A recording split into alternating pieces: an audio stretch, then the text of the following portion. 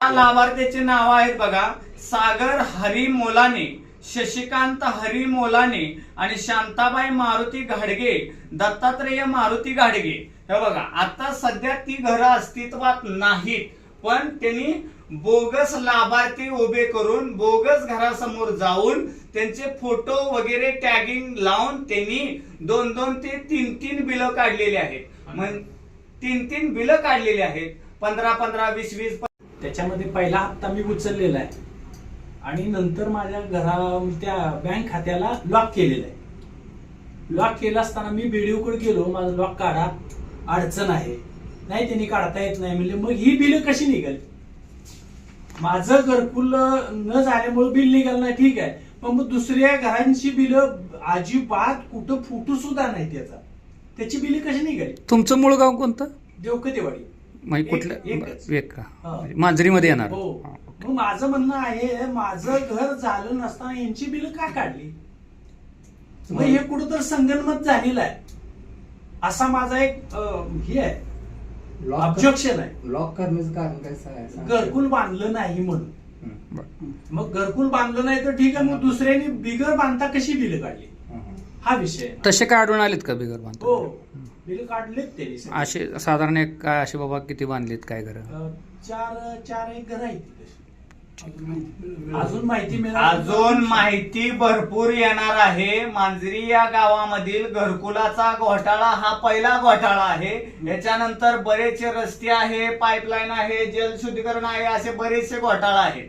ही माणसं इथपर्यंत आली, यांना न्याय देणं, लोकांच्या पर्यंत पोहोच करणं हे आमचं काम आहे. कारण आम्ही सामाजिक माणसं आहे, त्यामुळं आम्हाला ही प्रत्येक गोष्ट लोकांच्या समोर आणणं गरजेचं आहे. आणि ऑफिसरला सुद्धा याचा जाब विचारणं गरजेचं आहे की बाबा तुम्हाला काय पैशाची गरज आहे का? तुम्हाला कमी पडले का? शासनानं पगार केला नाही का तोंड बघून कामी करताय का? पुढाऱ्याचाच माणूस आहे म्हणून त्याला घर देताय का?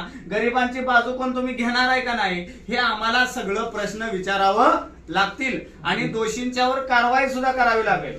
आता तुम्हाला सांगतो, सासूच्या नावावरती घरकुल मंजूर आहे आणि तिथं सुनला उभं राहून ही घराचा फोटो घेतलेला आहे. म्हणजे लाभार्थी आहे का नाही? जो लाभार्थी घर घेतोय तो बिल काढतोय त्यालाच उभं करून घ्यायला पाहिजे ना.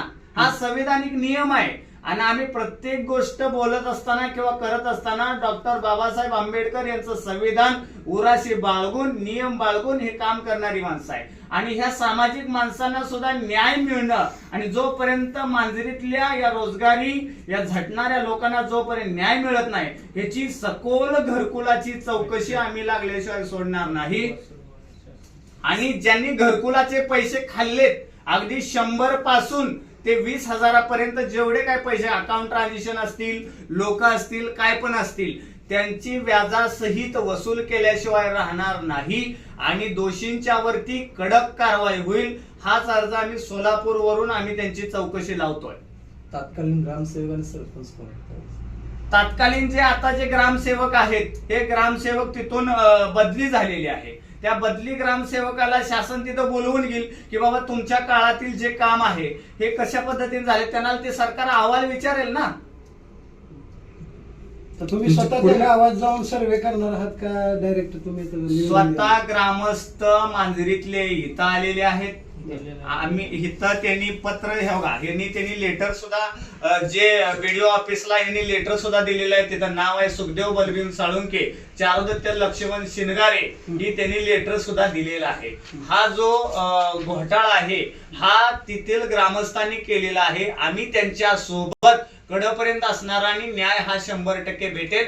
आणि ज्यांना घरं मिळालेली नाहीत 100% सांगतो तुम्हाला सुद्धा इथून पुढे घर मिळेल. कारण ह्या अधिकाऱ्यांना सवय लागली की घरकुल मधले पैसे खावा, संडास बाथरूम मधले पैसे खावा, प्रत्येक कामामधले पैसे खावा. इथून पुढे या काळामध्ये असं होऊ देणार नाही, हा आमचा 100% निर्धार आहे. तुम्ही आता मौत ग्रामपंचायतला बी इशारा दिलेला आहे, त्या बाबतीत काय सांगतात? कट करा.